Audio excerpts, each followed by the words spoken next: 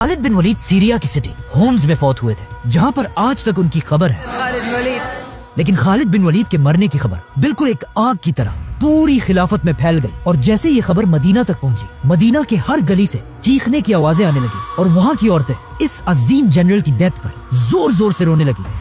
लेकिन अब मसला ये था कि हजरत उमर ने इससे पहले ही मदीना में इस बात पर पाबंदी लगाई थी कि चाहे जो भी मर जाए, कोई भी उसके लिए जोर से नहीं रोएगा। देख, खालिद बिन वलीद की मौत पर लोग इस पाबंदी को बिल्कुल भूल गए और मदीना की गलियों में औरतें जोर जोर से रोने लगी। अब जब हजरत उमर तक इनकी आवाज पहुंची, वो फुल गुस्से में अपने घर से बाहर निकले और पूछा आखिर कौन है जिसके लिए ये सब रो रहे हैं। तो उन्हें बताया गया कि ये सब आपके जनरल और अल्लाह की तलवार खालिद बिन वलीद की मौत पर रो रहे हैं। ये सुनकर हजरत उमर बिल्कुल अपनी जगह पर खामोशी से खड़े रहे और काफी देर खामोश रहने के बाद हजरत उमर ने पहली बार मदीना के लोगों को अपना ऑर्डर तोड़ने की इजाजत दी और कहा कि अगर खालिद के लिए आज कोई रो रहा है तो उसे रोने दो।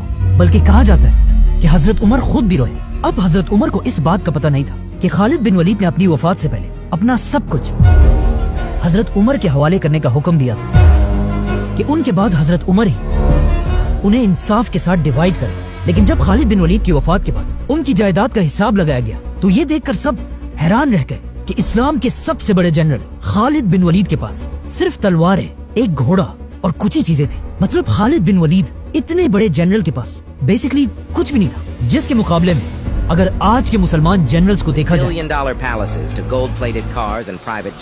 खालिद बिन वलीद की वफात के बाद हजरत उमर सिर्फ 2 साल ही जिंदा रहे। लेकिन इन 2 सालों में हजरत उमर कभी भी खालिद बिन वलीद को भूल ना सके और बार बार मुसलमानों की गैदरिंग्स में खालिद बिन वलीद को याद करते रहे। यहाँ तक कि एक दिन हजरत उमर के पास अरब का सबसे बड़ा शायर आया ताकि उनके सामने अपनी शायरी पेश करे। तो हजरत उमर ने बाकी सारी चीजें छोड़कर उस शायर से सिर्फ एक ही डिमांड की कि मुझे मेरे जनरल खालिद बिन वलीद की बहादुरी पर शेर पढ़कर सुनाओ। जिसके बाद इस शायर ने अपने फुल जोश में खालिद बिन वलीद की बहादुरी को सबके सामने प्रेजेंट किया। देख, जैसे ही वो शायर खामोश हुआ, हजरत उमर ने इस अरब के सबसे बड़े शायर से कहा कि तुम्हारे सारे अल्फाज ने मिलकर भी खालिद की बहादुरी के साथ इंसाफ नहीं किया। लेकिन क्यों आज तक पूरी दुनिया खालिद बिन वलीद को याद करती है? Khalid ibn Walid was one of the 3 greatest warriors of all time. Greatest general in the history of Islam. क्योंकि खालिद बिन वलीद किसी छोटे मोटे घर में नहीं बल्कि मक्का के सबसे ताकतवर और रिच फैमिली बनु मखजूम में पैदा हुए थे और उनके वालिद अरब के सबसे रिच आदमी वलीद बिन मुगीरा थे।